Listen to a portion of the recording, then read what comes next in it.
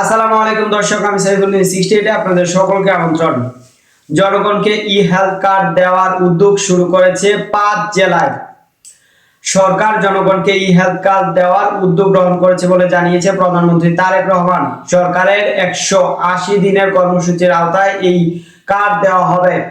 বুধবার 15 এপ্রিল জাতীয় সংসদে অধিবেশনের প্রশ্ন উত্তর পর্বে সংসদ সদস্য মোহাম্মদ শামসুর রহমান শিমুল বিশ্বাসের এক প্রশ্নের লিখিত জবাবে তিনি একথা জানান। প্রধানমন্ত্রী জানান যে ই হেলথ কার্ড বিষয়ক একটি প্রকল্প অনুমোদনের অপেক্ষায় রয়েছে।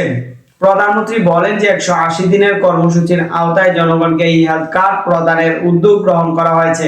এ বিষয়ে একটি প্রকল্প অনুমোদনের অপেক্ষায় রয়েছে। খুলনা, নোয়াখালী, বগুড়া, সিরাজগঞ্জ, নরসিংদী জনগণকে ই হেলথ কার্ডের মাধ্যমে চিকিৎসা সেবা প্রদানের কার্যক্রম শুরু করা হবে।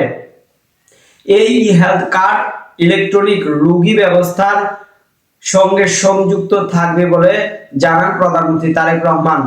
দেশের সব প্রাথমিক বিদ্যালয়ের শিক্ষকদের ইংরেজি বিষয়ের উপর প্রশিক্ষণের ব্যবস্থা গ্রহণে করা হবে কিনা, হলে কবে নাগাদ করা হবে। চট্টগ্রাম 7 আসনের সংসদ সদস্য হুমায়ুন কাদের চৌধুরী এই প্রশ্নের জবাবে প্রধানমন্ত্রী বলেন যে বর্তমান সরকারের ইশতেহার দেশের সব প্রাথমিক বিদ্যালয়ের শিক্ষার্থীদের শিক্ষাদানের মান ও দক্ষতা বৃদ্ধির লক্ষ্যে বিশেষ প্রশিক্ষণ কর্মসূচির আওতায় আনার উপর গুরুত্ব দেওয়া হয়েছে। দর্শক, সাবস্ক্রাইব করবেন, লাইক করবেন, শেয়ার করবেন, কমেন্ট করতে ভুলবেন না।